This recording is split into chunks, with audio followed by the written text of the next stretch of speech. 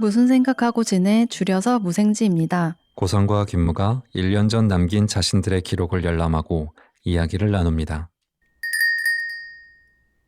네, 작년에 7월에 남긴 자료들을 보면서 올해는 또 무슨 생각을 하고 있는지 나눠보고자 합니다. 이번 무생지에 본 에피소드는 카메라 얘기와 과로하는 마음입니다. 빠밤. 빰. 지난번 거 들으면서 네. 추임새를 잘 넣어주시더라고. 추임새 괜찮았습니까? 네네, 좋았습니다. 네. 저희 한번 넣어봅시다. 그럼 이번에도.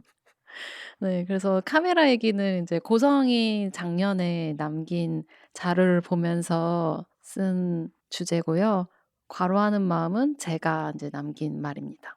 고성이 한번 먼저 카메라 얘기는 어떤 생각을 나누고 싶어서인지 전해 주실 수 있을까요?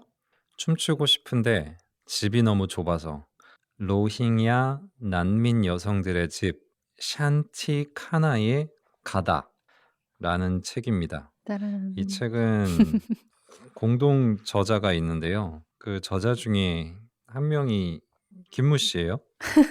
따라란. 네, 그래서 김무 씨가 그 책을 주셔서 진짜 읽어봤는데 음. 너무 좋은 이야기들이 많고 의미 있는 활동들이 이렇게 이어졌었구나를 배우게 어. 됐습니다. 네. 어떤 책인지 말씀해 주시죠. 네. 제가 인제 이 방송에서는 김무로 활동하고 있는데 그 평소에 이름은 오로민경이라는 이름으로 여러 가지 창작 활동을 하고 있는 사람이었습니다. 어디 오십니까? 우주옷이라고? 네. 오로도 이름이고 민경도 이름이어서 둘 다 이름으로 쓰고 있는 이름 부자입니다. 그래서 이제 그 춤추고 싶은데 집이 너무 좁아서라는 책은 작년에 나온 대중 서적이고요. 로힝야 난민 여성들의 집 샨티카나에 가다가 부제인데 그 로힝야 난민 캠프 안에 있는 여성들의 힐링 공동체 이름인 샨티카나예요. 그래서 이 샨티카나를 한국 사회에 소개하고자 쓴 책입니다. 방글라데시에 엄청 큰 로힝야 난민들이 있는 캠프가 있거든요. 이제 그 캠프 안에서도 한국의 NGO 시민단체와 방글라데시의 시민단체가 함께 난민들 중에서도 트라우마를 입은 여성들의 심리 회복을 위해서 만든 힐링 센터 이름이 샨티카나예요. 그리고 이 샨티카나에서는 중요한 이제 목표는 이 캠프 안에 여성들이 스스로 심리 회복을 위한 리더가 돼서 캠프 안에 다른 여성들에게 누군가 자신의 마음과 동료들의 마음을 치유할 수 있는 방법들을 알려주고 서로가 서로를 계속 리더로 키워내면서 캠프 안에서 스스로 회복을 계속해서 만들어 나가는 공동체가 되도록 하는 게 목표로 있는 장소입니다. 네. 네, 그래서 그곳에서 회복을 위한 프로그램들 중에 이제 워크숍 프로그램들 소개들이 있었어요. 그리고 어떤 워크숍이 어떻게 진행이 됐는지 그 자세한 글들이 있는데 그 중에 하나가 어둠이라는 빛에 대한 고민을 통해서 만들어진 워크숍이었고 그림자 놀이, 빛의 일부로서의 어둠 이런 것들을 그 캠프 난민 여성들과 뭐라고 부르나요? 활동하셨던 그들을 뭐라고 부르셨습니까? 본인이 속한 단체를. 어 그러니까 거기에는 이제 두 그룹이 있을 것 같은데 워크숍을 진행해 주는 그분들을 부르는 호칭이 있었나요? 네네. 이 파트는 캠프 안에서 지속적으로 있는 워크숍이 아니라 저랑 이제 저자 중에 한 분인 전솔비 님이 이제 이 샨티카나를 기록하기 위해 캠프에 방문하면서 저희가 기획한 음, 워크숍이었고 이제 그 캠프 안을 또 같이 돌보는 방글라데시 활동가분들이 있어요. 그래서 그 활동가 단체의 활동가분들과 한국인 단체 활동가분들을 통해서 저희가 같이 인제 이 샨티카나를 기록을 하게 된 부분이 있습니다. 그래서 그러면 활동가. 활동가라고 부르죠. 네네네. 호칭을 그렇게 정하면 될 것 네. 같습니다. 그래서 한국 활동가들이 진행했던 워크숍이었고 그중에 이 부분을 저는 좀 흥미롭게 봤어요. 그림자와 빛에 대해서 그 여성들과 나누는 내용이 카메라 옵스큐라를 이용했더라고요. 굉장히 어두운 방이 될 수도 있고 뭐 작은 박스 상자가 될 수도 있고 밀폐된 어두운 공간에 아주 작은 구멍을 뚫고 바깥에 있는 풍경이 그 어두운 방 안으로 상자 안으로 들어왔을 때 하나의 렌즈도 없으면서도 이 작은 구멍을 통해서 바깥의 상이 안에 비춰지는 그 음. 비춰진 부분을 뭐 인화질을 댄다거나 필름을 댄다거나 해서 쓰게 되면 그건 카메라가 되는 것이고 이게 우리의 물리적인 하나의 공간 대형 방이 되면 정말 그 안에서 보고 체험할 수가 있는 거죠. 반대쪽 벽에 바깥의 풍경이 이제 펼쳐지는 게. 영화관처럼 되는 거죠. 맞아요. 뭐 뒤집혀져 있긴 네. 하지만. 그런 원리를 하신 내용을 보고 재밌다고 생각했어요. 음. 그리고 이제 그 뒷변에 가면은 이제 이들이 활동했던 내용에 대한 사진들이 나오는데 사람들과 어떤 이야기들을 나눴는지 되게 재밌는 순간들이었었을 것 같더라고요. 막 이렇게 얼굴이 다 드러나진 않았지만 밝게 웃고 있는 것 같은 모습들도 보이고 이 참여자들께서. 네. 그리고 이걸 보면서 제가 진행했던 그런 워크숍이나 수업들도 음. 네 생각을 해 보게 됐어요. 어떤 워크숍들 떠오르셨어요? 워낙 사진을 네 전공하시니까 사진 워크숍 되게 많이 하셨을 것 같아서. 저는 그중에서도 기억이 남는 거는 2년 전에 양평에서 했던 워크숍이었는데 초등학교에 초청을 받아서 갔어요. 이게 6 주, 7주 되는 수업이었고 2 시간씩 이제 계속해서 아이들과 수업을 하고 그것의 결과물을 가지고 교내에서 이제 전시회를 여는 거였었어요. 많은 초등학교들이 그런 음. 지방 초등학교들이 겪는 부분이겠지만은 학급의 사이즈가 되게 음. 작아요. 음음. 그래서 그곳은 특히나 또 제가 맡은 학년은 그중에서도 또 더 많이 작았었어요. 네. 제가 5 학년을 맡았었는데 교회 5 학년은 이제 딱 2 명이었던 거예요. 네. 이 둘을 데리고 둘이니까 할 수 있는 수업이기도 했던 것 같아요. 그 5 학년이 2 명뿐이 없다니. 어 이게 아이들이 많았으면 음. 수업의 내용도 그 인원수에 맞춰서 할 수 있는데 네. 2 명밖에 없다 보니까 저는 부담 없이 하고 싶은 거를 막 다 하게 됐었어요. 음. 그때 했던 거는 시아노 타입 수업을 했었고 음. 아이들이 즐겁게 참여를 해 줬는데 저는 시아노 타입이 뭔지를 먼저 설명을 하자면 빛에 반응하는 물질을 종이에 바르고 햇볕에 그것을 노출시키면 그리고 닦아내게 되면 물로 수세를 하면 파란 색깔을 띠는 종이로 바뀌게 돼요. 음. 그래서 그 위에 뭐 꽃을 올려 놓는다든가 다른 뭐 빛을 막을 수 있는 그 어떤 사물을 올려 놓고 태양광에 노출을 줬으면 그 물체 때문에 생긴 그림자, 햇빛을 막은 부분만 파랗게 되지 않고 그냥 종이 색깔을 유지하고 음. 햇빛에 노출이 된 부분은 많이 노출된 부분, 강하게 노출될수록 더 짙은 파란색을 띠면서 가게 되는 거죠. 그래서 저는 그걸 이해했을 때 약간 햇빛을 이용한 복사기 음 그런 느낌도 음. 있었어요. 그쵸. 예. 복사기 죠. 그래서 구체적으로 그런 류를 포토그램이라고 부르는데 음. 이제 시아노라는 거는 말에서도 나오듯이 그 파란색 우리가 사이안 이라고 부르는 그 파란색 때문에 이렇게 붙여진 이름인 것 같아요. 음. 그게 다른 사진 이런 화학 물질들에 비해서 인체에 덜 해롭고 그냥 또 물로 씻겨 내려가기 때문에 음. 그러니까 그냥 하수로 흘려내려 보내도 이렇게 오염도에 있어서 신경을 크게 쓰지 않아도 되는 음. 화학품이어서 네네. 이런 간단한 워크숍에서 많이 활용들을 하고 있는 것 같습니다. 음. 그냥 아까 말했듯이 뭐 꽃을 올려 놓는다든가 풀잎을 올려 놓는다든가 낙엽 이런 것들은 언제 어디서든 일회성으로 충분히 할 수 있는 워크숍이었었고, 네.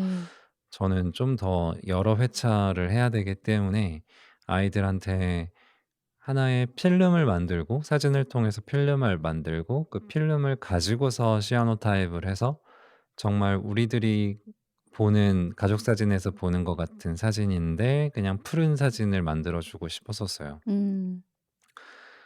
결과물적으로는 그렇지만 또 더 궁금했었던 거는 이 아이들이 찍고 싶은 거를 찍어 오라고 했을 때 뭘 찍어 올지가 저는 좀 궁금하기도 했었고, 음. 그래서 아까 처음에 얘기한 것처럼 두 명이기 때문에 할 수 있던 부분은, 제가 일회용 카메라를 매번 갈 때마다 아이들한테 쥐어 주고 왔어요. 음. 이게 두 두 명이라서 명이라서 이게 할 때마다 막 10 명, 20 명씩 되면 비용이 이게 꽤 드는 비용이 거죠. 너무 비싸져 가지고 못 네. 했을 텐데, 두 명이기 때문에 카메라를 쥐어 주고 이제 "찍고 싶은 거 찍어 와라." 그냥 하니까 정말 정말 놀라운 것들을 많이 찍어 왔어요, 아이들이. 음. 아이들 입장에서는 먼저 이 핸드폰으로 사진을 찍는 것 외에 카메라라는 걸 처음 쥐어 본 거고. 진짜 우리 때랑 다르네요. 핸드폰 카메라가 제일 먼저. 그쵸. 음. 그리고 뭐 간접적으로 디지털 카메라에 대한 경험을 어디서 보거나 한 적은 있어서, 하지만 뒷면에 아무런 화면이 없는 카메라라는 것 자체가 되게 놀라운 거예요. 아. 미리 볼 수 있는 화면이 없는 채로 사진을 찍는 것 자체가. 맞아요. 어. 근데 그 안에 이제 작은 뷰파인더가 있지 않겠습니까? 일회용 네. 카메라로 이렇게 들여다보는 것. 되게 이거는 좋은 도구인 것 같아요. 우리가 음. 돋보기만을 쥐어 줘도 세상을 진짜 다르게 쳐다보게 되잖아요. 네. 어떤 하나의 도구를 통해서 이 당장 내 눈앞에 있는 것인데 손에 뭐 하나 쥐고 그걸 통해서 본다는 것만으로도 다른 인지 활동이 생기게 되는데, 음. 작은 카메라의 뷰파인더 그 네모 상자를 통해서 뭔가를 바라볼 때 '나는 무얼 바라보고 싶은가.'를 스스로도 배울 수가 있어요. 음. 그리고 선택이 이뤄지거든요. 음. 필름을 감고 셔터 버튼을 누르는 과정은 나한테 선택을 하게 하는 행동인데, 네. 무얼 바라볼지를 정하고 무엇을 담을지를 선택하는 과정이 결국에는 이 사람이 뭘 사랑하는가를 알 수 있게 하거든요. 음. 그중에 한 아이는 학교에서 닭을 키우고 있었어요. 어. 근데 어떤 뭐 닭장에서 막 이렇게 키우는 게 아니라 거의 방생. 반방목형으로 예. 아이들이 알에서부터 태어나게 하고 병아리에서부터 성체가 되는 과정을 하나의 교육 과정으로 돌봄으로써 음. 같이 이제 성장시키고 어떤 생명의 순환을 이제 보게 하는 것 같아요. 그렇게 키우는 닭을 그렇게 사진을 찍는 거예요. 음. 애착이 있는 거지. 재밌다. 사진 궁금하네요. 닭들을 계속 어떻게 담았을지. 음.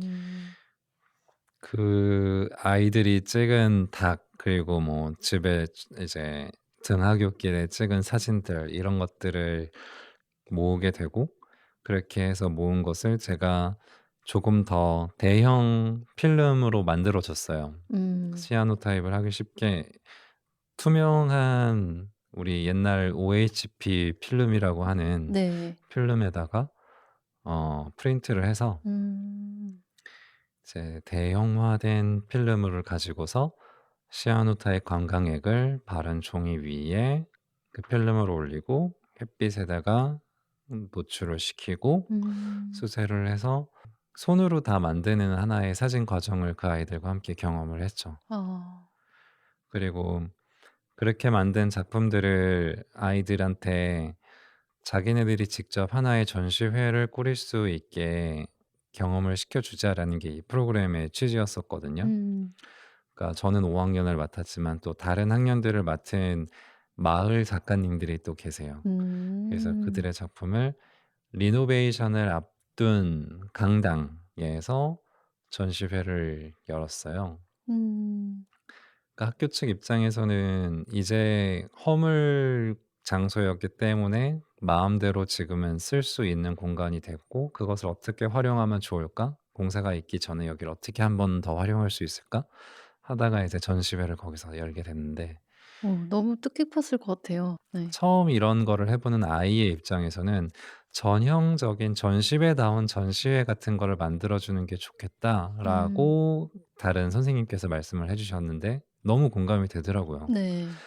전형적인 액자에 담고 음. 그것을 전형적인 높이에 이렇게 나란히 거는 것을 경험을 일단 먼저 해야 좋지 않을까? 음. 스스로도 그렇고 남들한테도 가장 익숙한 문법의 전시회를 경험시켜 주는 거. 음. 아이들이 참 좋아했어요. 음. 음. 너무 재밌었을 것 같아요. 음. 고성이 생각하기에 좀 인상적이었었던 장면 있어요? 사진들 중에서? 처음 카메라를 다뤄봤댔지만 뭐 취미 동호 사진 동호회에서 많이들 보이는 능숙하게 찍은 예를 들면 길가에 비가 왔기 때문에 물이 고여 있는 곳에 반영된 반대편 뭐 나무나 음. 건물이 이렇게 해서 구도가 정말 너무 아름다운 사진들이라든가 네네. 아까 얘기한 닭. 정말 사랑하는 닭을 찍은 사진이라든가 어 뭐 그런 장난 어린 사진들도 많이 있었지만 음. 되게 순수하게 집중해서 찍었다는 게 느껴지는 음. 사진들이었어요. 어. 고성이 그 읽었던 이 책에서 카메라 obscura 워크숍을 저랑 같이 기획한 솔비님 이렇게 둘이서 이끌었었는데 그때도 좀 새삼스러웠어요. 저희는 그때는 인제 상이 맺히는 종이 카메라 obscura를 가지고 늘 익숙했던 샨티카나 공간 안의 여성들이 이렇게 원하는 장소를 담고 그거를 다시 핸드폰 사진으로 누군가 찍어 주는 음. 그런 식으로 워크숍을 진행했었는데 늘 자주 가던 그런 모든 공간들을 자주 가지만 이분들이 어떤 공간에 애착이 있고 그 사람을 담으시더라고요. 그래서 늘 경비를 하고 계시는 분이나 이제 한국인 활동가 동료를 담거나 그리고 부엌에서 인제 요리 직접 많이 해 드시는데 막 이 부엌의 모습을 담거나 이런 모습들을 보면서 사진이라는 기록 행위에 대해서 새삼스럽게 저도 다시 생각해 봤던 것 같아요. '내가 음. 그동안 살아왔던 곳을 다시 돌아보게 하는 그런 도구이구나. 이 검은 블랙박스가.'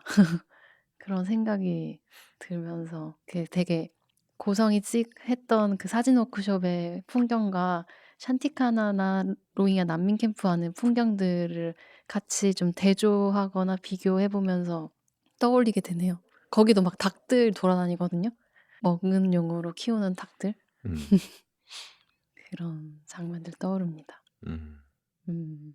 어느 부분에서 그러면 그때 그 여성분들이 이렇게 탄성을 지르거나 감탄을 하거나 하는 포인트들이 있었나요? 같이 워크숍 할 때요? 네. 어 일단 워크숍을 두 개의 워크숍을 했는데 하나는 카메라 obscure라고 하나는 그림자의 빛이라고 해서 그림자를 만들어 보는 이제 하얀색 천막에 손전등으로 손을 비춰서 하얀색 스크린에 맺힌 그림자들을 여럿이서 같이 만드는 두 가지 인제 워크숍을 했는데 일단 카메라 obscura 할 때는 그게 신기해서 재밌어 하셨고 상이 이제 거꾸로 맺히는 게 너무 신기했다고 재밌다고 하셨어요. 그런 부분에서 "오." 막 이러면서 조를 짜서 돌아다니면서 했는데 그럴 때 재밌어서 막 아짝짓거렸던 순간이 떠오르고 그리고 이제 손으로 그림자 만들 때는 둘이서 서로의 손을 보다듬는 장면으로 만드는 순서가 있었고 한 번은 여럿이서 만든 순서가 있었는데 여럿이서 막 손가락으로 다양한 어떤 모양들을 만드는데 해 뭐 달 막 이렇게 하면서 춤을 추는 장면들을 하는데 그때 너무 재밌어 가지고 다들 막 노래 부르면서 "해질랴 해질랴." 하면서 노래 부르면서 왓짝짓걸 막 음. 막 너무 시끄럽고 앞작짓거려서 "여러분 여기 보세요. 그만 다음." 막 이런 시시장통 같은 그런 분위기였었던 게 좀 재밌었어요. 음. 그리고 그림자를 만드는 행위가 되게 단순하고 '재미없진 않을까?' 생각을 했는데 이 활동을 안 해 봤 이렇게 그림자 놀이를 안 해 보셨대요. 그래서 그것만으로도 좀 일단 재밌어 해 주셨고 그림자가 크게 손 그림자에 맺혀서 놀 수 있는 그 장면을 보는 것만으로도 근데 제가 감탄하고 너무 재밌었던 거는 이곳에 인제 여성분들이 원래 샨티카나가 처음 지어질 때는 아까 제가 배경 설명을 쪼끔 덜 했었는데 인제 이 로힝야 난민분들이는 미얀마에서 오랜 시간 동안 박해를 받았던 소수 민족인데 그래서 여러 차례의 이제 제노사이드를 경험한 민족이에요. 근데 이제 2017 년에 크게 마을이 또 전체가 학살이 되는 시기가 있었고 그때에 엄청 대거 로힝야 분들이 국경에 가장 가까이 붙어 있는 방글라데시로 넘어오신 거거든요. 그러니까 사실은 집도 잃고 가족들도 되게 처참하게 살해된 장면들을 의 트라우마를 안고 생존해서 오신 건데 그 안에서도 로힝야가 가부장적인 무슬림이 심해서 여성분들은 특히나 자기 표현을 하는 것들을 배우지 못하고 언어적인 부분에 있어서도 그렇고 여러 가지로 좀 많이 소외되어 있다고 해요. 그랬을 때에 인제 엄청난 상처를 받고 온 데다가 내 감정이나 이런 것을 해소하기 어려운 상황이었어서 자기가 어떤 슬픔을 갖고 있는지 이런 말도 표현 안 하고 또 이방인들을 봤을 때 더 이제 보수적으로 있었던 분들이신데 이제 몇 년의 이 캠프 안에서 교육과 스스로 배움과 이런 나눔 사이에서 회복 탄력성이 엄청 높아지신 거예요. 그리고 엄청나게 자기 표현을 강하게 하게 되신 거예요. 그래서 제가 갔을 때는 누구보다도 활기차고 누구보다도 창의적인 한국에서의 어떤 그룹에서 하는 워크숍보다도 더 생기 있는 그런 음. 시간이었었던 게 저한테는 큰 인상으로 남은 것 같아요. 그 순간이. 되게 신기했습니다. 그렇게 설명을 하니까 저는 그 노인정에서 뭔가 약간 초대 강사 모셔 놓고 노는 그런 분위기도 생각이 나는데 비슷할 수도 있어요. 네. 노인정. 음 어르신들 신나게 그리고 이 제목이 춤추고 싶은데 집이 너무 좁아서잖아요. 네 제목 얘기해 주십시오.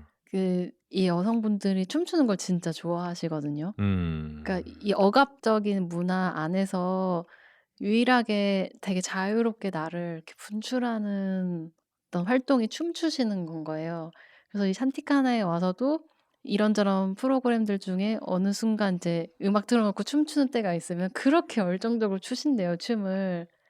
근데 인제 지금 이분들이 계시는 캠프 안에 집들은 임시집이거든요. 그래서 임시집에 방수포와 대나무로 지어진 되게 취약할 수 있는 공간이고 또 대부분 작은 공간들인데 그리고 낮에도 어둡기도 한 근데 이 공간 안에서 춤을 너무 추고 싶은데 출 수가 없어서 샨티카네에 와서 "춤을 출 때 행복하다." 이런 얘기들을 많이 해 주셨대요. 그래서 인제 한국의 활동가 저자로 있는 비바 님이 이제 이 책 제목을 제안을 이렇게 해 주셨는데 저희가 다 여러 고민 끝에 "너무 좋다." 그래서 제목을 음. 이렇게 지었어요. 네. 하드캐리했죠, 제목이. 예. 그쵸. 어떤 딱 난민하면 떠오르는 전형적인 음. 이미지를 비껴나게 가게 모두 하고 싶었던 것 같고 음. 그랬을 때 너무 이렇게 궁금증을 불러일으키는 제목이 나온 것 같아요. 음. 아까 감탄에 대해서 왜 물어봤냐면 네. 저는 했었을 때 아이들이 "와." 하는 부분들이 있었거든요. 궁금합니다. 그게 자기가 노출시킨 사진을 이제 딱 씻을 때 그거 진짜 파란색이 싹 올라올 때 감탄 포인트. "와." 하거든요. 이게 어떻게 될지 기다리는 시간이 있어요. 햇빛에서도 뭐 짧으면 20분 뭐 쪼금 흐리면은 막 1 시간 동안 해 놓고 막 이랬었는데 그렇게 어떻게 될지 모르는 기다림 이후에 나오는 어떤 푸른 형태 음. 이것에 되게 와우 포인트가 있었던 거죠. 그리고 그거를 보면서 되게 흐뭇한 음. 이 인스트럭터의 마음. 음. 그게 기억에 좀 남는 것 같아요. 그리고 너무 소중해해 그것을 가지고 아이들이. 그런 거 되게 좋았고 또 아까 얘기한 것처럼 아이들은 그러니까 수업 시간에서도 제가 데리고 나가서 학교 한 바퀴 돌면서 찍기도 하고 이러는데 네. 카메라를 들고 이제 자기가 뭘 찍을지 막 고민하면서 이렇게 다니지만 저는 그 아이들을 보고 있잖아요. 그러고 다니는 아이들을 보고 있잖아요.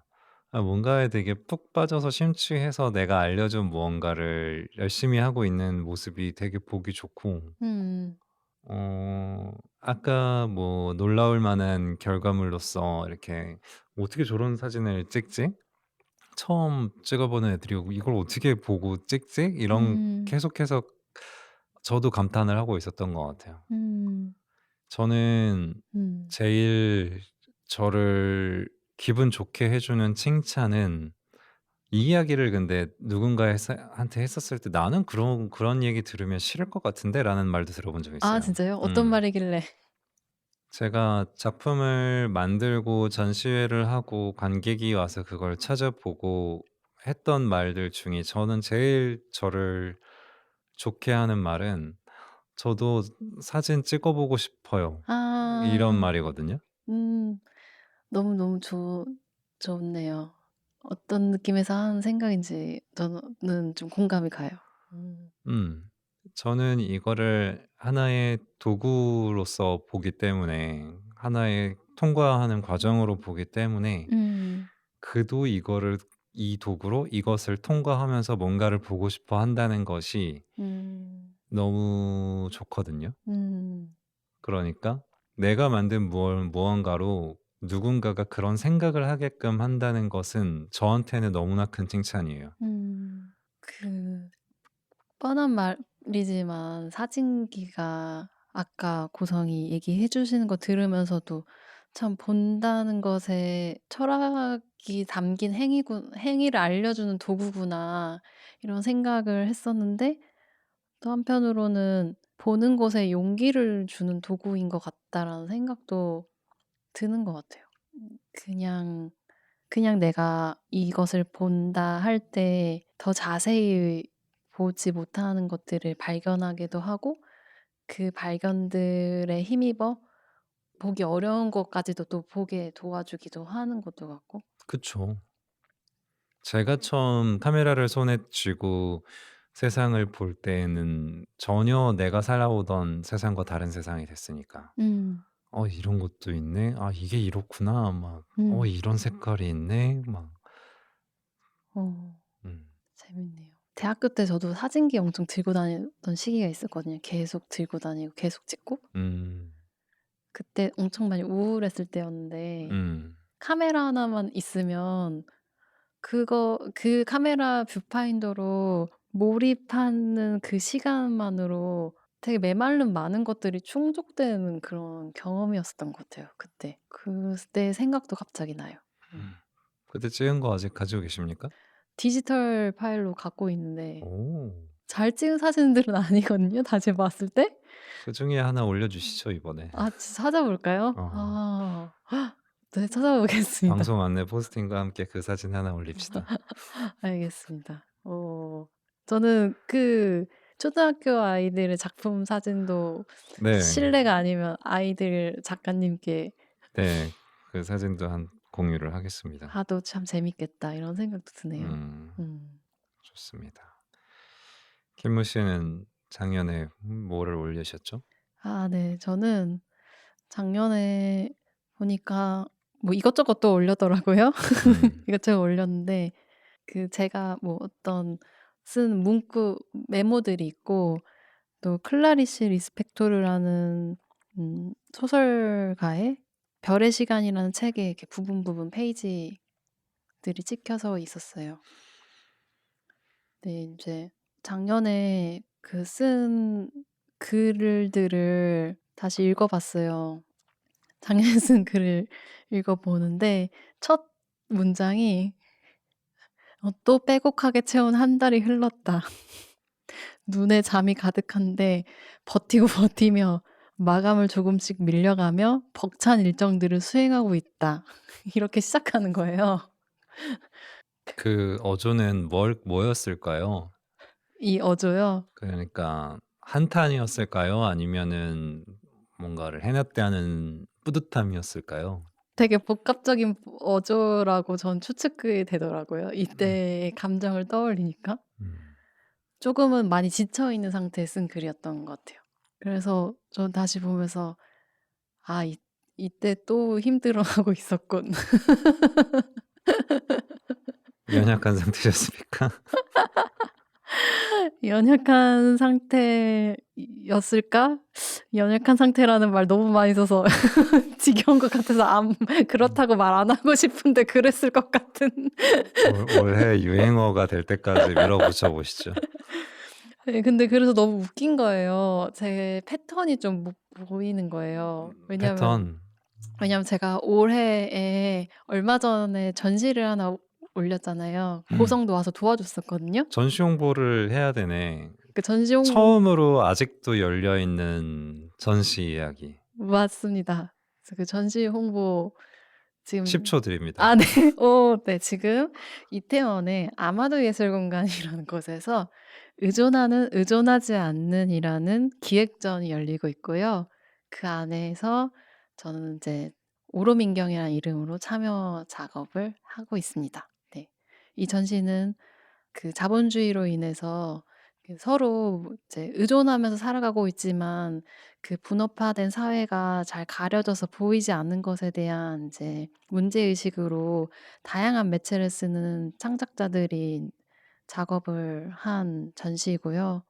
저는 이제 선물과 시간에 대해 질문하는 어떤 아주 재밌는 작품을 만들었습니다. 7월 말까지 전시가 있으니 궁금하신 분들은 놀러 오셔도 감사할 것 같습니다. 어우, 매끄럽습니다. 와. 이렇게 매끄럽게 말을 하다니. 네. 소개 중에 제일 매끄러운데? 네. 지금 능력치가 그래서 좀 올라가고 있습니다. 음. 어쨌든 이렇게 밝게 설명을 했지만 전시 얼마 전에 올리고 나서 음. 되게 지쳐 있긴 했거든요, 체력적으로. 음. 그리고 전시를 제가 인제 저는 주로 설치로 작업을 많이 해서 보통 신작을 할 때 전시를 올리면 그 모든 것에 몰입을 하느라고 일상에 지켜왔던 어떤 루틴들이 많이 좀 무너져요. 그러면서 어떤 지치는 마음도 올라오는데 작년 글을 보니까 제가 인제 봄에 보통 바쁜 일들이 시작되면서 음. 그거를 이렇게 차근차근 해내다가 점점 일이 많아지고 전시가 올라가고 이렇게 되면 '여름 때쯤에 한번 음. 이 한계점에 찍는 때가 오는 것 같다.' 음. 이거를 느꼈어요. 그래 갖고 '이 작년에도 이맘때쯤 힘들어하고 있었군.' 그런 생각을 했죠. 농번기. 농할 그 일이 필요하군요. 여러 도움의 손길들이 필요하신 시기입니까? 네네. 그런 것 같습니다. 그래서 최근에 제가 또 인제 바빠져서 내가 지키고 싶었던 일상들이 많이 무너지려고 하는데 '바로잡아야겠다. 어떡할까?' 막 이런 고민을 하고 있었는데 문구를 보면서 반갑기도 하고 한편으로는 '정말 내가 이렇게 반복하며 살고 있구나.' 하는 그런 생각을 했습니다. 그 주제를 과로하는 마음이라고 하셨잖아요. 네네. 과로 중이십니까? 네.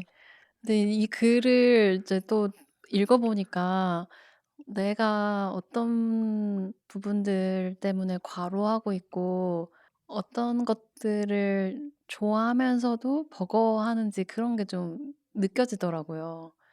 그래서 과로하는 상태도 이 내가 쓴 메모에 담겨 있고 이 과로를 하면서 내가 느끼고 있는 나를 과로하게 만드는 마음들에 대해서 좀 다시 돌아볼 수 있는 썼어요. 좀 그래서 그 문장들 좀 읽어 봐 드려도 될까요? 네. 그 밤이 떠올랐다. 낮에는 100년 된 왕벚꽃 나무를 보았고 친구를 따라 탔던 기차에서 사탕 한 조각을 입에 물었는데 창문에 놓여 있는 꽃 한 송이를 보면서 너무 아름다워서 신나게 웃다가 또 갑자기 이렇게 아무런 눈치도 보지 않고 신나게 웃을 수 있다는 생각에 갑자기 슬픔이 차올라서 눈물이 하염없이 떨어졌던 그 밤. 그런데 다시 한참 울다 보니 겨우 그런 일로 울고 있는 내 모습이 너무 어이없고 귀여워서 다시 웃음이 나서 깔깔깔 웃었다. 그렇게 울다 웃다를 몇 번을 반복했는지 잘 모르겠다. 친구는 당황하고 내게 미안했다고 했다. 나는 지칠 때까지 울고 싶었고 지칠 때까지 웃고 싶었던 마음.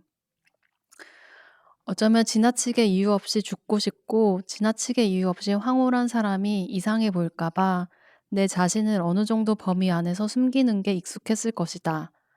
물론 요즘은 그렇다고 생각하진 않지만서도 습관이 남아있는 것은 아닌지, 혹시 매번 지나치게 과로하며 나를 한계점까지 몰고 가는 작업 패턴은 나의 감출 수 없는 과도함이 다른 방식으로 새어나오는 생활 습관이 되게 한 것은 아니었는지, 그래서 계속해서 소음을 만들고 싶었는지도 모른다.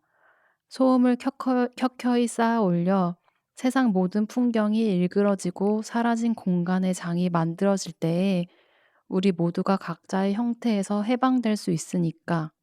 그리고 그 소음 사이에서 꼭 그렇게 가장 단순한 화음, 도 밑솔, C 메이저 다 장조의 화성으로 건반을 칠 때 난 위로받는 듯한 느낌, 가슴으로 빛을 주고받을 수 있는 상태가 됨을 느낄 때가 많았다. 네, 요 부분 더 이렇게 아주 길진 않지만 그 긴 내용 중에 요 부분들을 좀 읽으면서 내가 되게 감정을 엄청 자유롭고 편안하게 표현하는 부분에서 늘 약간의 억압이 나 자신한테 있었던 것 같다라는 생각을 하면서 내가 나를 드러내는 것에 인정받는 것에 두려움이 항상 있어서 그것을 이제 어느 정도 범위 안에서 숨기면서도 그 부분들이 늘 전달되지 않는다고 생각이 되니까 아쉬운 부분이 드니까 계속 어떤 부분에서 한계점으로 계속 나를 몰고 가면서 누군가에게 잘 보이고 싶어 하고 혹은 내 일에서 끝까지 뭔가를 표현하고 싶어 하고 그런 게 좀 살아왔던 것 같다? 이런 생각이 들었어요. 지금 이해가 안 돼요. 그럴 것 같아요. 그러니까 이해 안 되게 말한 것 춤추고 같아요. 싶은데 집이 너무 좁으신 것 같은데 그 아 부분은 알겠는데 네네. 그게 잘 보이고 싶은 부분은 왜 그런 거고 일을 잘하고 싶은 부분은 어디인 거고가 약간 설명이 누락된 것 같거든요. 아 이 글 안에 되게 복합적인 내용들이 위에 더 적혀 음. 있는데 제가 그 부분이 설명되는 부분을 빼먹고 읽진 않았던 것 같아요. 아. 근데 개인적인 부분이 있는 거죠, 거기에. 네, 개인적인 아아. 부분에서 내가 관계에서 느끼는 어려움에 대한 얘기가 좀 적혀 있고 특정 대상이 있는 관계. 특정 대상이 적진 않았어요. 근데 내가 누군가 나를 필요로 할 때는 언제든 달려가게 된다. 그런 내용이 있어요. 음. 관계에서 누군가가 되게 완벽한 상태이면 일 때는 그 관계에 내가 없어도 되니까 집중을 안 하게 되고 가지 않게 되는데 누군가가 어딘가 비어 있고 뭔가 필요로 할 때에는 그 관계는 내가 되게 달려가게 되고 된다. 뭐 이런 내용들이 앞에 좀 적혀 있었어요. 재밌는 꿈을 꾸고 그 꿈을 통해서 생각을 하신 거죠. 네, 그러면서 재밌는 꿈에 대한 생각을 또 음. 떠올리면서 그 꿈 얘기를 음. 써 보면서 음. '나는 왜 이런가?' 뭐 이런 생각들을 끄적끄적 적었던 것 같아요. 음. 그러니까 내가 내 감정을 솔직하고 자유롭게 표현을 하는 사람도 있을 테지만 그렇지 않는 것 같다라는 자의식을 가졌고 정리를 하면. 네네네. 정리 좋아요. 그리고 본인은 그것이 무의식적으로 반영된 꿈을 꿨다라고 느꼈고, 네. 그래서 그런 거를 생각하다 보니까 개인적인 어떤 사람과의 관계에서 그 사람이 나를 필요로 할 때 나는 왜 이렇게 맹목적으로 그 사람에게 달려가는가? 힘듦에도 불구하고 뭐 감정적으로든 체력적으로든 힘들지만 상대를 위해서 뭔가를 이렇게 도움을 주거나 뭔가 베푸는 마음이 있는 자기를 돌아보게 되고, 음. 일단 거기까지만 하더라도 내가 왜 내 감정을 자유롭게 표현하지 못하는지, 그것과 누군가가 나를 필요로 할 때 나는 무리인 걸 알면서도 '왜 이런 거를 할까?'라는 생각은 어떻게 이어지나요? 그러니까 인과관계가 있는 건가요? 아직 잘 모르겠어요. 그냥 내가 쓰 독립적인 네. 사건일 수도 있는 네. 거, 독립적인 이야기. 내가 쓴 그냥 글인데 그냥 쭉 이것저것 그 상태가 막 그 상태의 독립적인 나의 레이어들이 어 이렇게 막 중첩돼서 쓴 글인 것 같아요. 일기. 네. 쓴 일기인 것 같아요. 요즘에 이런저런 생각들을 하고 있는 것들이 두 개가 직접적인 연관이 없을 수 있다는 거죠, 그러면. 그러니까 네네. 내가 지금 경험하고 있는, 생각하고 있는 것들의 나열일 수도 있다. 맞아요. 인과관계는 아니다. 네. 근데 그냥 '느슨하게 어떤 영향이 있지 않을까?'라고 생각해 보게 되는 부분은 있는데 인과관계가 있는지는 모르겠어요. 느슨하게 연결이 있을 수도 있다. 이거를 한번 파보면 좋을 것 같은데, 그전에 세 번째, 이 아까 얘기한 것 중에는 "일을 잘하고 싶다."라고 말을 하고 넘어간 게 있던 것 같은데, 맞나요? 제가 예 그렇게 말한 거 맞아요. 네. 뭔가 만족스럽지 않군요. 그때 생각으로는. 뭔가를 잘하고 싶었는데 내 기대만큼 뭔가를 못했던 시기이기도 한가 보죠? 기대만큼 못한 건 아니었는데 계속 그 잘 해내고 싶은 책임감의 무게에 지쳐 있었던 것 같아요. 그렇게 관계 안 해도 되는데 예. 그 관계 안에서나 일에 관해서나 그 일적으로나 공적으로나 사적으로인가의 관계, 모든 것에서. 네. 그렇게 안 해도 될 일이라고 생각하는 거 아닌데 그 무게감? 책임감의 무게감이 나를 더 지치게 한 것 같아요. 이 지치게 하죠, 그런 책임감이. 일을 하는 것 자체가 그것도 지치긴 하지만 그거 자체는 다 잘 해냈다고 생각을 하거든요. 근데 오히려 이 부담감이라는 심리적인 압박이 나한테 너무 큰 무게로 나를 감정적으로 과부하 걸리게 하는 부분이 있었구나 싶었어요.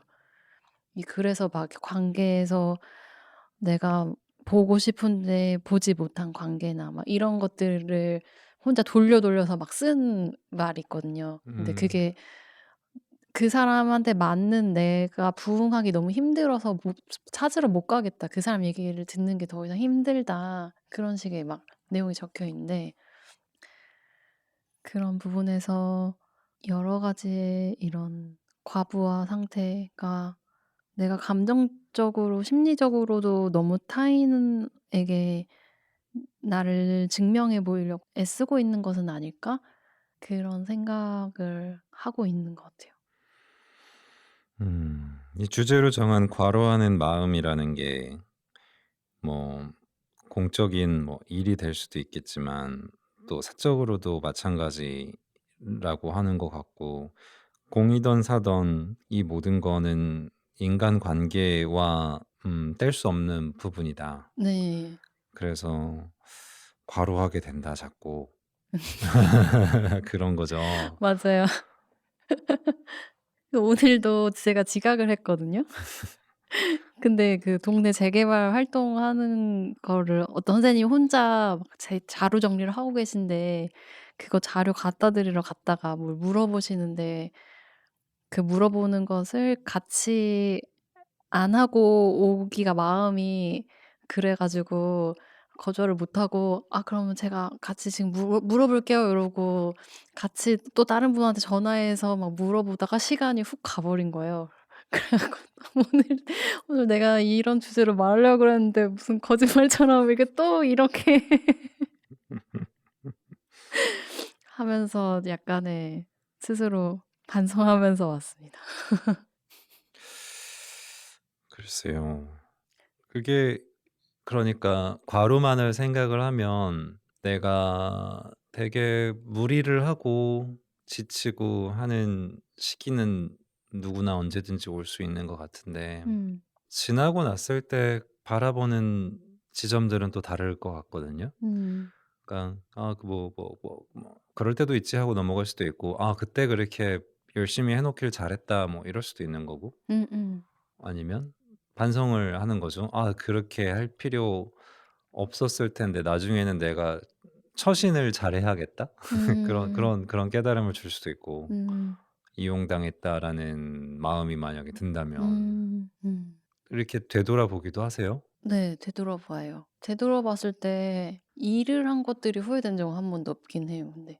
아 이건 오히려 이 일을 생각했을 때 '무리했지만 해야 될 일이었구나.'라고 오히려 생각하게 되거든요. 음.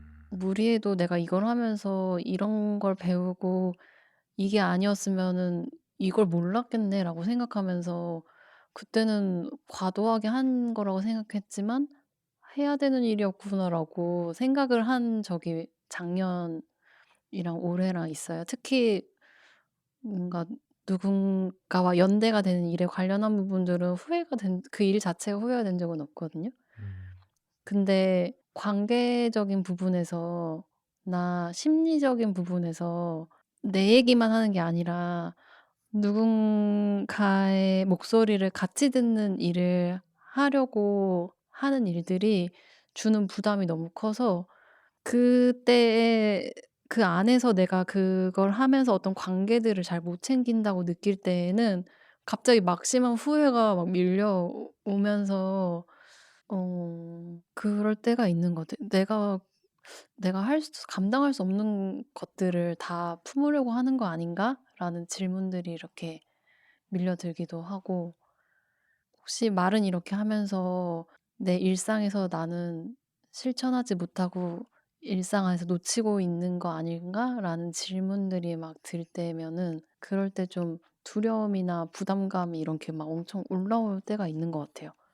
간단히 얘기를 하면 '주변을 돌보느라 나를 못 돌봤다.' 뭐 이렇게 할 수도 있는 건가요? 그럴 수도 있을 것 같긴 주변을 못 돌볼까 봐 두려워하는 마음으로 나를 못 돌본 것 같아요. 음. 주변을 내가 잘 돌보다가 날 못 돌봤다 이렇다기보다는 자 처방전 드리겠습니다. 네네. 좋습니다. 처방전. 이제 이 두 가지 약이 있어요. 아 네. 음. 이거는 부적과도 같은 지금 막 건데 노트에 뭘 쓰고 계시는데 뭐 되게 부적 문자처럼 멀리서는 보여요. 때에 따라서 적절하게 주문처럼 외치시면 됩니다. 아 네. 1 번 아님 말고 어 좋다. 아님 말고. 네 뭐라고 썼지 여기다. 되게 상형 문자 같아요. 멀리서 봤을 때도. 잠깐만 여기다가 앞에 두 글자는 생각이 나는데 무슨 좀 전까지 생각이 났었는데 철학원에 사주 보러 온 것 같은 느낌이 한자 보면서. 생각났어, 생각났어. 1 번은 이제 아님 말고 아님 말고. 자 2 번 적으세요, 적으세요. 네. 아님 말고. 2 번 에라이 몰라. 좋다. 에라이 몰라. 고성이 평소에 많이 쓰는 말이에요 혹시? 많이 쓰지는 않아요. 근데 1번 같은 경우는 여기저기서 많이 처방들을 해 주는 거를 들은 적은 있고 그쵸. 어 저가 아니라 이제 주변에서. 네.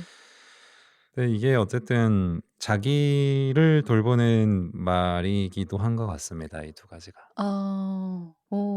좋은 것 같아요. 이거 아님 말고라는 이 단어를 이거 MBTI로 축약시키는 말이긴 한데 다른 어떤 동료가 그 동료도 T인 동료인데 어떤 일을 할 때 막 좀 걱정하다가 "아님 말고." 이렇게 혼잣말을 하는 거예요. 근데 그거 보는 게 저한테 되게 도움이 많이 됐었거든요. 뭔가 뭐 어쩔 수 없지 뭐 약간 이런 '어쩔 거야.'라는 그 부분에서 약간 해방감을 느꼈던 것 같아요 그 친구의 그 말을 들었을 때. 누구한테나 처방을 해 주면 안 돼요 근데. 어. 능력이 좋은 사람한테만 해 줘야 돼요.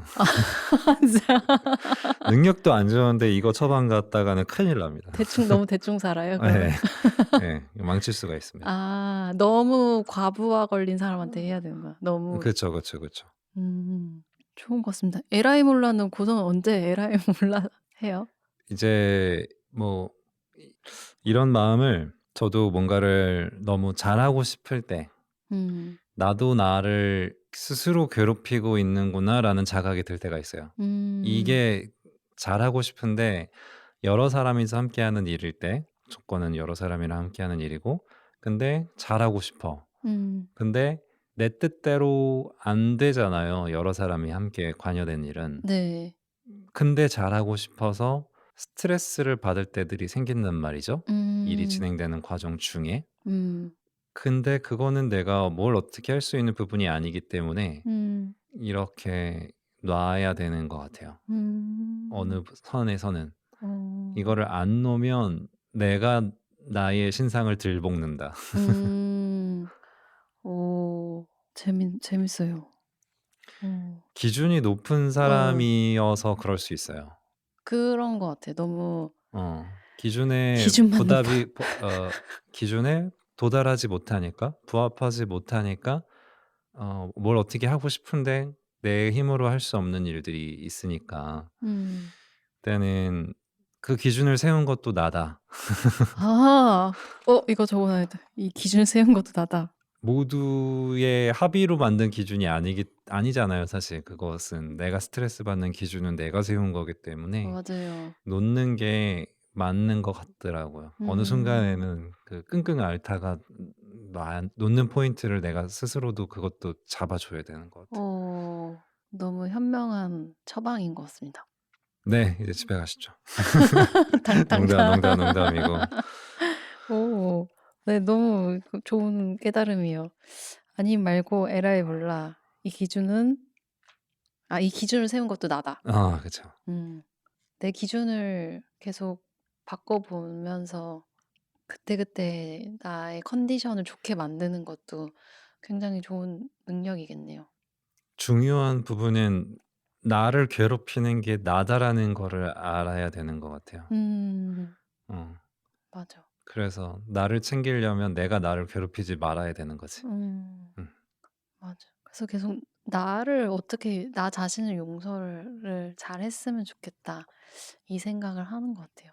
다른 사람들한테 용서라는 말을 할 게 아니라 매사 내가 나를 얼만큼 환대하고 용서하고 자비를 베풀 수 있는지 음. 그런 부분들을 생각하는 것 같아요.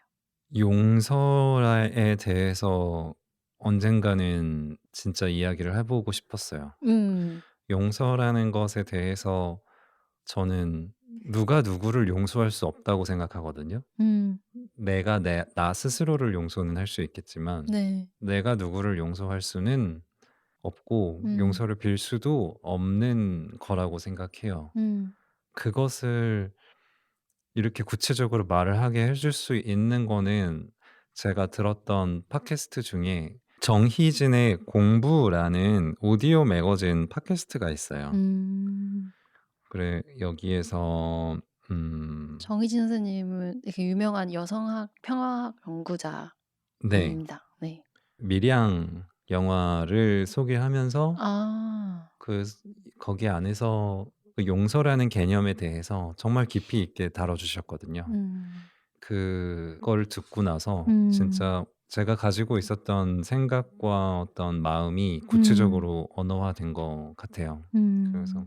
누가 누구를 용서할 수 있는 건 용서라는 것이 이렇게 사용될 수 있는 말이 아닌 것 같아요, 누군가가 음. 누구에게. 음. 네. 아무튼 아까는 자기가 자기 자신을 용서하는 네. 걸로. 제가 좀 용서에 대한 얘기 진짜 더 나눠 볼 기회 있으면 좋겠네요. 음. 음.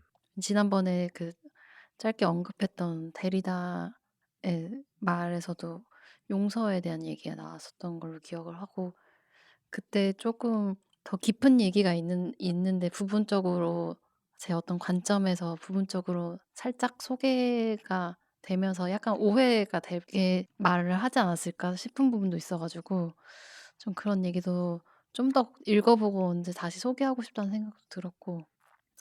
나중에 그 제가 카를로 로벨리 한 것처럼 정리해서 오십시오. 아 네. 한번 정리해 보겠습니다. 아 근데 카를로 로벨리를 제가 너무 그 차력소처럼 해 버려 가지고 차력수. 잘못한 것 같아. 이거를 그렇게 넘어갈 책이 아닌데. 되게 또 풍성하게 나눌 말들도 많고 그러니까요. 감탄을 같이 하면서 볼 그런 책인데 그러니까. 일단은 이 현상들을 설명하는 부분에 있어서 뭐 그냥 "이런저런 이야기가 있는 책입니다." 정도로 이야기를 했다라고 생각을 들어 주시고 읽어 봐 주시고 또 질문을 올려 네. 주시면 좋을 것 같아요. 아쉬운 부분 또 나중에 뭐 다음번 음. 회차로 얘기 나눠 볼 수 있지 않을까요? 음. 음 그렇습니다. 음. 그 또 준비하신 거 더 해 주실 말씀이 남아 있나요? 그래서 그 별의 시간이란 책의 음. 페이지도 제가 올렸다고 했잖아요. 음. 그래서 제가 쓴 글이랑 별의 시간에서 올린 페이지랑 무슨 연관을 있을까 하면서 다시 찾아서 읽어 봤어요. 제가 고민하던 것들을 좀 다른 방향으로 생각할 수 있게 하는 주인공의 그런 서사가 있어서 올린 것 같더라고요. 그래서 조금 그 부분 얘기 한 번 더 꺼내 보고 마치면 어떨까 생각이 음. 들었습니다. 그러면 짧게 가 볼까요? 예. 이 별의 시간이라는 책은 마카베아라는 아주 가난하고 소외된 한 여성을 어떤 전지적 시점의 화자가 그녀는 하면서 그 여성의 삶의 어떤 부분들을 이렇게 얘기를 하는 식으로 흘러가는 소설이거든요. 근데 이 여성은 이제 되게 어떤 식으로 묘사됐냐면 되게 못생기고 막 더럽고 배운 것도 없고 가난하고 그런데 그런 자신의 삶을 에서 더 나아갈 생각도 없이 그냥 주어진 일을 이렇게 묵묵하게 하는 그런 사람으로 묘사를 해요. 그래서 그리고 이 주인공 여성의 일자리는 타이피스트예요. 글을 이렇게 손글씨를 다시 인제 타자로 받아치는 일을 하는 여성으로. 시대가 어느 쯤 될까요? 시대는 그러니까 타이프라이터가 있는 시대면 현대는 아니고 그죠? 맞아요. 이게 픽션인가요? 네. 소설이에요. 아. 그냥 어떤 근대의 어느 시점이지 않 음 '근대의 음. 어느 시점의 유럽이지 않을까?' 음. 이렇게 생각을 하고 있었어요. 이 책을 읽으면서. 근데 그래서 타이피스트로 있는 이 주인공 여성이 계속 그냥 일방적인 시점에서 봤을 때는 좀 비참해 보일 수 있는 그런 일상을 살고 있는 것처럼 이렇게 계속 묘사를 하는데 그 와중에 유일하게 좋아하게 된 것들이나 좋아하는 것들을 설명한 어떤 문장들이 있어요.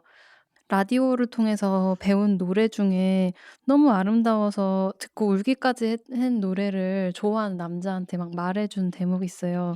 남몰래 흐르는 눈물이라는 뜻의 노래 제목인데 좀 읽어 드리자면은 "내가 또 뭘 배웠는지 알아?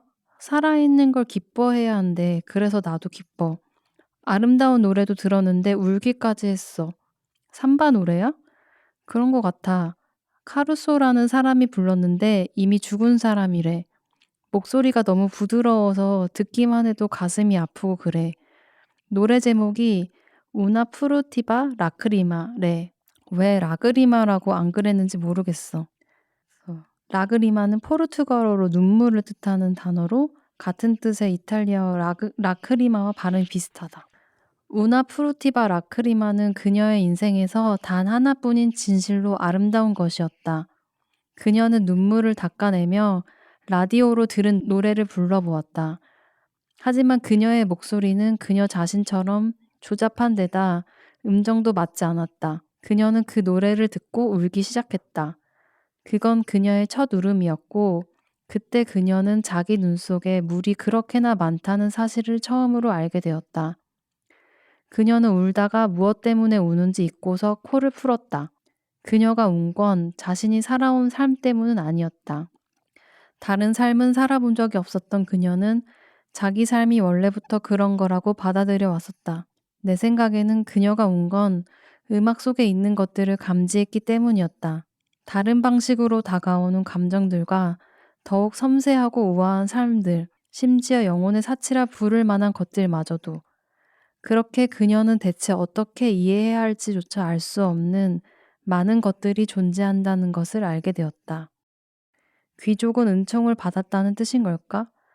아마도 만일 그런 거라면 그래야 마땅해서 그런 거겠지. 그녀는 이해를 필요로 하지 않는 광활한 음악의 세계 속으로 뛰어들었다. 심장이 멎을 듯했다. 올림피쿠와 함께였던 그녀는 갑자기 용기가 솟아서 자신의 밝혀지지 않은 부분 속으로 풍덩 뛰어들었다. 이 두 대목을 다시 좀 읽으면서 내가 이 시기에 고민했었던 어떤 마음들을 다르게 보거나 혹은 위로받는 내용들을 읽었던 건 아니었을까라는 생각을 했었던 것 같아요. 이 소설의 여자 주인공이 사회적으로 봤을 때 누구나 봐도 우리가 생각하는 어떤 정상성이라고 말하거나 혹은 우리 안에서 더 좋아 보이는 어떤 기준에서 다 누락되어 있는 존재로 그려지는 부분에 있어서 저는 여자 주인공한테 몰입하게 됐었던 것 같아요. 그 위치에 대해서. 내가 정말 그렇다라기보다 '그런 마음이 나한테 계속 있다.'라는 걸 좀 생각을 해서 그래서 이 여자 주인공은 자신의 삶을 어떻게 받아들이고 어떻게 살아가는지에 대해서 궁금해하면서 보게 되고 보았던 책이었던 것 같습니다. 음. 작가가 누구라 그랬죠? 클라리시 리스펙토르라는 여성 음. 작가고 1920년에 우크라이나에서 태어났고 그해 러시아 내전을 피해서 이주를 결심해 가족과 함께 브라질로 갔다. 어떻게 해서 알게 된 책입니까? 사실 이 리스펙토르의 다른 책을 우연히 발견했는데 제가 메리 올리버를 좋아하잖아요. 근데 메리 올리버의 글을 번역했던 같은 번역가가 옮긴 거예요. 음. 그래서 언제부턴가 좀 번역가를 보게 되기도 했거든요. 음. 내가 좋아하는 책을 번역한 사람이 번역한 책이라면 '이 저자도 내가 왠지 끌릴 것 같아.' 이런 음. 생각이 들어서 리스펙토르의 책을 접하게 됐고 음. 근데 또 우연히 다른 동료가 별의 시간이라는 책을 추천해 줘 가지고 단번에 음. 사서 읽게 됐어요. 음. 추천해 준 이유도 말해 줬나요?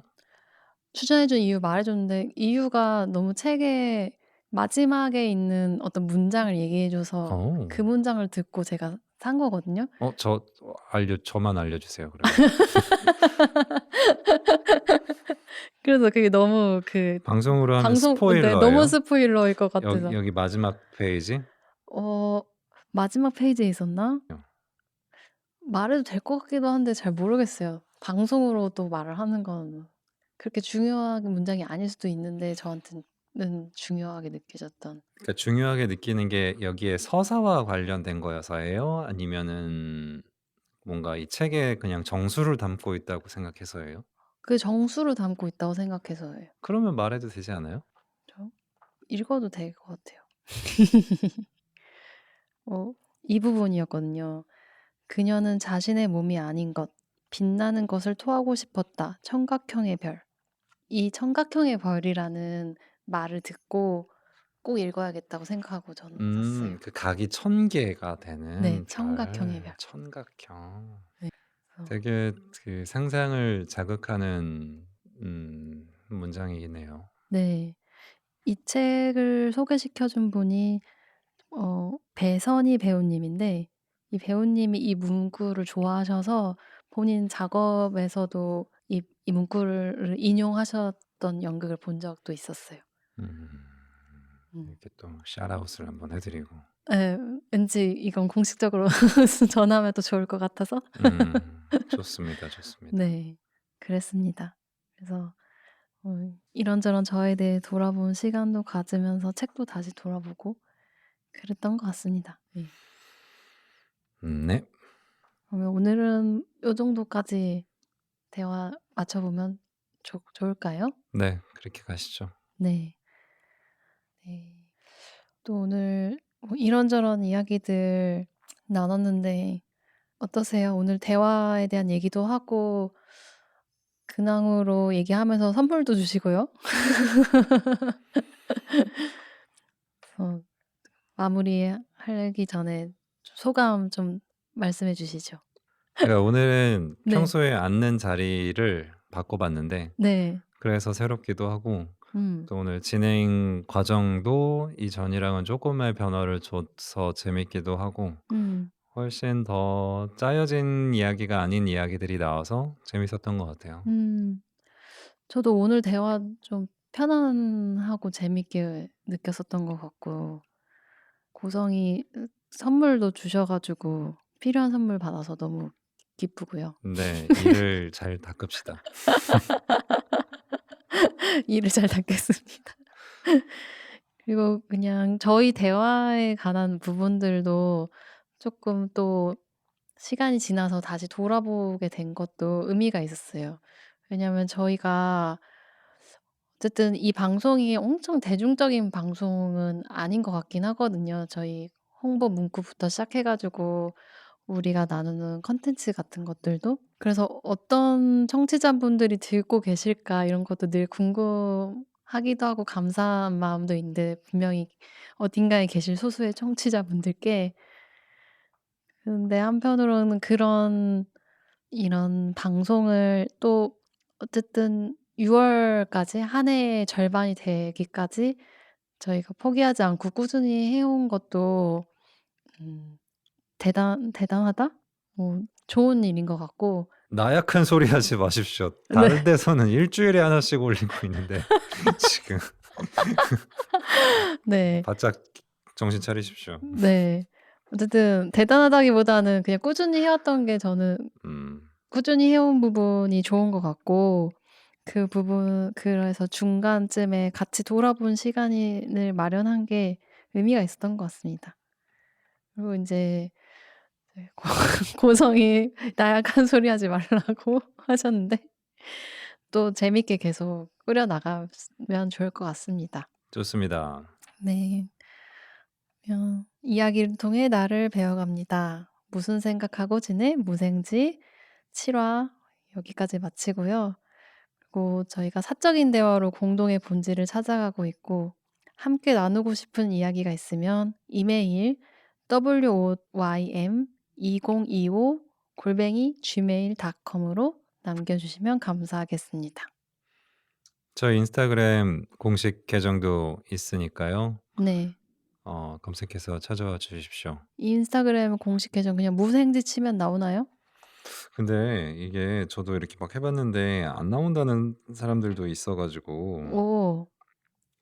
저희가 불러 드리면 MU 언더스코어 그러니까 대시가 이제 밑에 있는 거 SAENG 또 언더스코어 JI 입니다.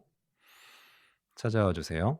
네. 그러면 이번 화도 함께 들어주셔서 감사합니다.